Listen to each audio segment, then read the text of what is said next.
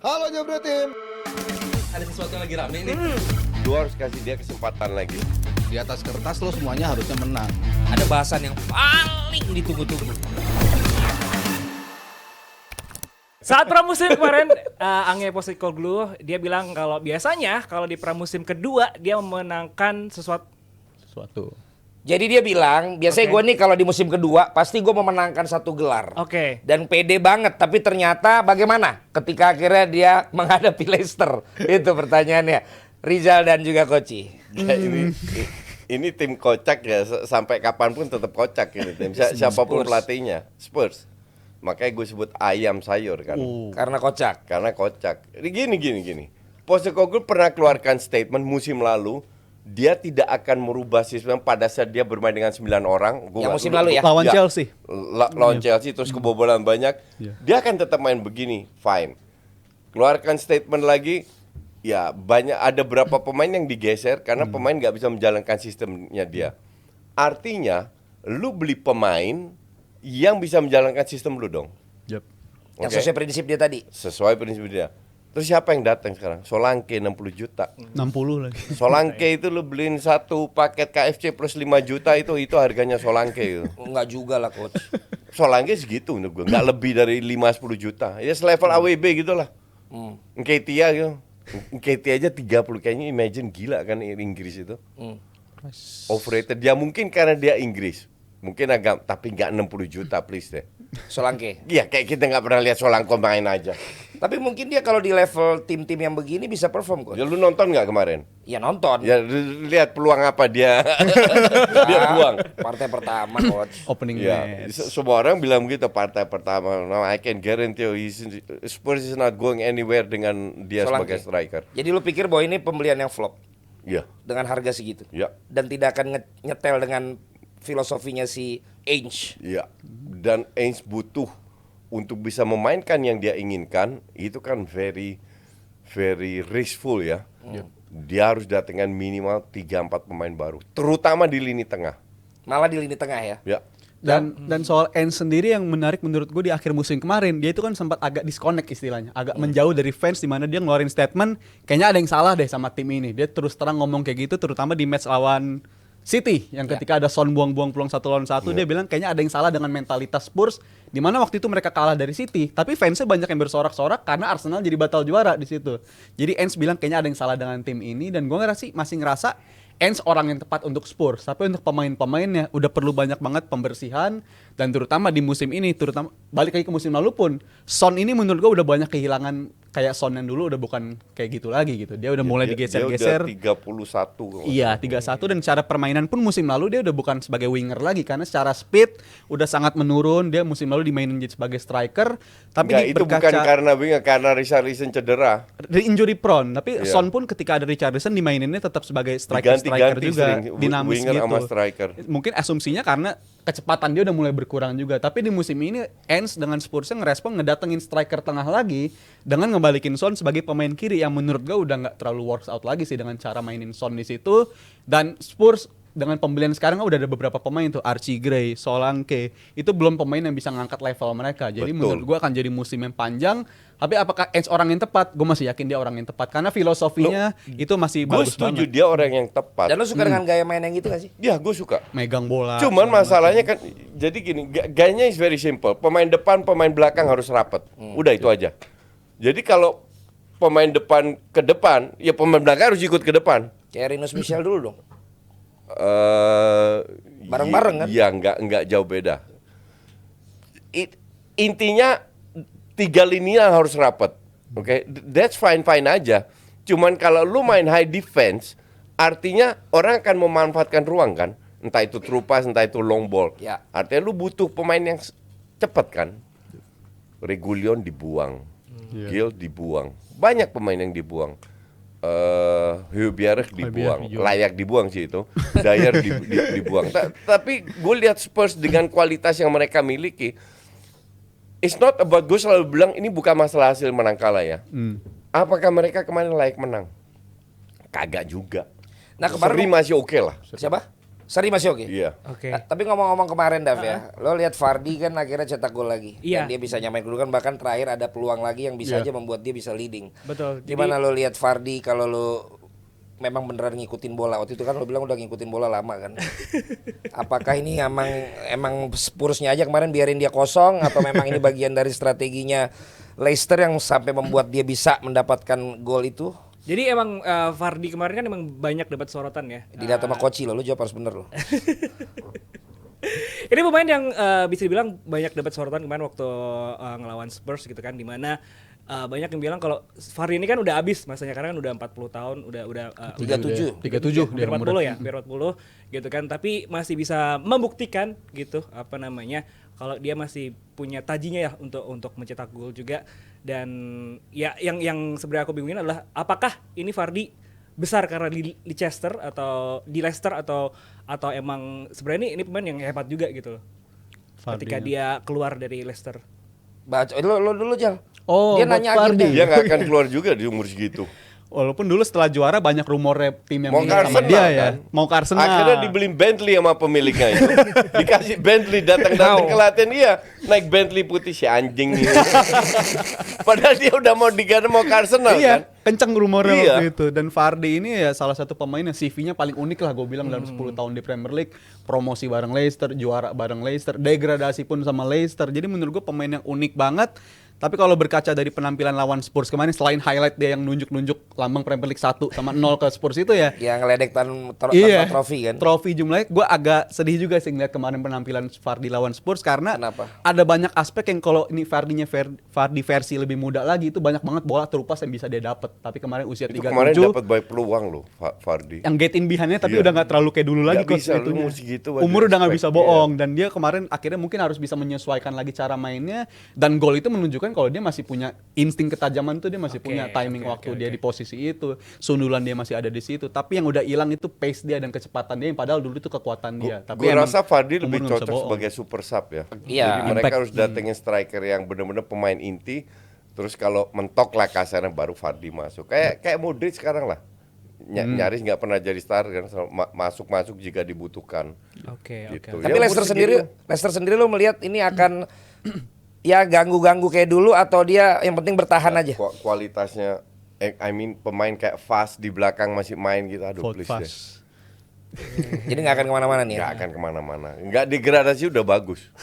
Karena memang katanya juga dari Championship ke Premier League itu juga langsung 4 kali lipat lu perlu dana. Gapnya terlalu Betul, besar. begitu loh. Jadi ketika lo belum bisa masukin dana sebesar itu Iya. untuk pemain dan lain sebagainya, katanya emang sangat susah banget. Iya, betul. Itu tingkatan-tingkatannya gitu. Yap. Kalau lu lihat biasanya dari 3 tim yang promosi 2 degradasi lagi. Iya. Biasanya. Nggak selamat ya kalau mereka nggak bisa Cuma menyesuaikan. 1 doang yang selamat. Biasanya dan yang 1 yang selamat itu tahun depannya degradasi. musim keduanya. Berarti menurut lu tahun ini siapa yang selamat coach? Leicester. Nggak bisa, ini baru 1 match. Gue belum lihat semua match. Tapi gue nonton Leicester. Nggak, ini susah. Oke. Ini tim yang akan struggling, mungkin nyaris survive atau nyaris degradasi. Oke. Dan yang pasti tadi kata lu juga Leicester ini butuh striker ya untuk Ya. untuk apa namanya? Real striker Real yang striker ya. striker yang tajam lah, yang sebagai starter lah. Oke. Dan karena juga masih punya banyak waktu untuk aktif di bursa transfer ini, masih ada beberapa hari ya untuk sebelum penutupan bursa Sampai transfer. kapan? 3 Agustus. Enggak, gue tanya lu. Lu enggak usah noleh-noleh lu. Kan lo bilang berapa hari? Iya. Ditanya Koci, emang sampai tanggal berapa? Agustus ke 30. Enggak salah, 2 September. Oke. Minta maaf. harus gitu. Ini kata Gary, ada Arsenal yang selangkah lagi mendatangkan kiper timnas U21 Juan Garcia. Karenanya Ramsdale akan harus bisa membuktikan diri. Tahu harganya berapa? Juan Garcia ini Iya. Di bawah 10. 25. Di bawah 1 juta. Di bawah 1 juta parameter. 800.000. Kiper timnas U21. Junior. happy dong lu. Ya iya murah. Ramsdale rencananya jual 25 juta. Wah, This guy ya. dibeli dengan mahar berapa? 40 juta kok nggak salah. Iya, kurang 40, lebih 50 30. dulu 2 tahun yang lalu. Dari Belum Sheffield. apa ya? Iya, setahun main, setahun cadangan, Harganya di harga drop. Yang salah siapa? Ya, Edu. Arteta bukan? Faktab Arteta. Secara bisnis buruk sih ini. Kalau secara level bisnis ya jelas kayaknya Ramsdale terbukti jadi pembelian yang buruk ya, bukan pemain yang bisa ngangkat level, bukan Nah, pemain yang lu pikir bisa. Ben White pembelian bagus apa? Ben White masih mending lah kalau dibandingin dia kalau secara harga dan secara kontribusi, dan terbukti Ben White nggak langsung digantikan kan dengan musim yang akan datang. Yang kocak dia ngaku ke media, saya tidak bisa 90% fokus. Si anjing 90% 90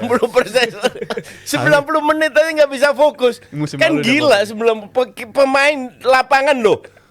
Nggak bisa 90 menit fokus. Udah main catur aja sono di rumah sama temen-temen lu. Tapi kan di musim pertamanya Ramsdale kan lumayan bagus. Apaan bagus, blundernya banyak. Dan kalau secara Ramsdale ini gue dari awal pun juga mikir kenapa harganya segitu kan udah jadi tanda tanya juga Ramsdale ke Arsenal. Yang salah siapa? Edu udah pasti Edu sama Arteta. Padahal di 2 musim Ramsdale aktif di Premier League itu dua-duanya sama tim degradasi. Dia sama Bournemouth terdegradasi, dia pindah ke Sheffield terdegradasi juga. Akhirnya Arsenal mikir kenapa bisa mikir dia orang yang tepat. Itu menurut gue dari awal aja udah salah gitu pemilihan si Ramsdale jadi kiper utama Dia mereka. punya tadi. momen-momen yang Safe. sublim lah, yang luar biasa. Tapi kalau lu bandingkan momen sublim dengan kesalahan dia, terlalu SSB itu kesalahannya. Tapi itu juga yang si hat-trick di Atalanta tuh waktu di final itu siapa namanya? Lukman. Si Lukman juga mau ke mana dia jadinya? Katanya ada kemungkinan juga Arsenal atau Liverpool. Enggak, Kata Gary tuh. kagak. For sure enggak ke Arsenal. Enggak. Dia itu buangan IPL kan? Iya sebelumnya. Leicester. Iya. Leicester Fulham. Masa sekarang bisa naik kelas? Maka dari itu udah di Atalanta aja udah dah bener.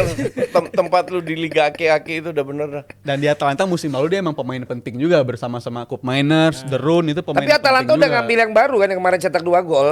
Ya, Messi. si pemain yang baru juga Iya. itu. Dan gua rasa secara bursa transfer yang sama kayaknya Atalanta berat deh kalau harus ngelepas pemain utamanya musim lalu dalam diri Cup Miners dan Lukman dalam satu bursa transfer yang sama. Kayaknya nggak mungkin mereka lakukan. Salah satu aja Ya, mereka mungkin Cup kan Miners. ya Cup Miners kan udah deal secara Juve personal ya, sama rencana. Juve. Jadi striker lu siapa nih di menit-menit terakhir ini? Havertz Arsenal. tetap. Iya. Nggak ada pilihan. Osimhen. Katanya mau dicantelin sama Napoli, nggak akan dilepas. Ada harganya Oh, lah. enggak. kayaknya. Ya kalau nggak ada yang mau kayak yang lo bilang harganya waktu itu coach, Akan turun. nggak akan Karena dia tahan udah, tuh. Dia udah mengatakan gue harus pergi. Oke. Iya kan kayak dulu zaman dulu Goran Pandev kan gitu coach. Ya sekarang buat apa lu nahan pemain kalau dia mainnya setengah-setengah? Dan Napoli udah ngambil satu striker lagi ya. Si Napoli. Iya kan? Persiapan Lukaku juga Lukaku masih kan? mau Ya dia. Lukaku ya. Jadi bukan kayaknya bukan Arsenal juga coach ya. Chelsea baru deal dengan Joe Felix 60 juta. Ah, Jadi artinya budgetnya udah terkuras lagi kan? Apa ia mau bayar 100 juta untuk Osimhen? Gak yakin juga. lu bilang di situ kan di konten lu kan lu sebenarnya suka gaya mainnya si Felix ini, tapi kayaknya dia bukan orang yang mau total untuk sepak bola gitu. Dia itu nggak bersyukur bahwa dia sebagai pemain bola itu adalah sebuah privilege yang hanya sedikit manusia di dunia ini bisa nikmati. Dia yang diberikan bakat yang luar biasa, visi, skill, tapi mentalnya ini parah banget nih pemain. Gini, lu kalau sebagai pemain muda dari Benfica lu pindah ke ATM dengan mahar berapa? 125 juta atau 120 juta. Kan ada beban, oke? Oke, lu fight. Ternyata lu nggak begitu berhasil. It's okay, it happens dengan anak muda. Lu di loan ke Chelsea dulu kan, flop. Lu di loan ke Barca. Barca awal-awal oke. Iya. Setengah tahun terakhir kagak dimain. Lu harusnya ngaca dong. Balik lagi, ATM udah nggak mau lu. Jadi dia harus pindah. Bahkan ke Barca masih bisa loh, masih ada kemungkinan. Ya. Tapi ATM cari duitnya dong. 60 juta dulu.